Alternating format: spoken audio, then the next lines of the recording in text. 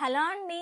ఉదయాన్నే లేచేటప్పటికి మమ్మీ ఈరోజు women's day కదా! నీకోసం మేము ఒక స్పెషల్ సర్ప్రైజ్ అయితే ప్లాన్ చేశాము అని పిల్లలన్నారు. ఆ సర్ప్రైజ్ ఏంటి అని ఆలోచించే లోపే నన్నైతే వైజాగ్ ఔట్‌కట్స్‌లో ఉన్న సన్‌రైజ్ విలేజ్ రిసార్ట్స్‌కైతే తీసుకెళ్లారు. ఇక్కడ కార్ పార్కింగ్ అయితే ఎంట్రన్స్‌లోనే ఉంది.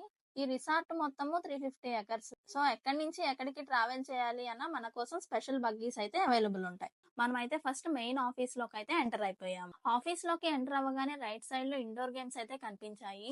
మాకు రూమ్స్ అలాట్ చేసేలోపు సరదాగా కాసేపు ఎంజాయ్ చేసాము. మాకు రూమ్స్ ఇవ్వడానికి ఇంకొంచెం టైం పడుతుంది అని చెప్పారు. సో, మేము అందుకే పక్కనే ఉన్న గార్డెన్ చూడటానికి వచ్చాం. నెక్స్ట్ అయితే మేము లోటస్ స్పాట్ ఏరియాని ఎక్స్‌ప్లోర్ చేయడానికి వెళ్ళాము. ఇక్కడ ట్రీస్ చూసారా చాలా పెద్దగా ఎంత అందంగా ఉన్నాయో.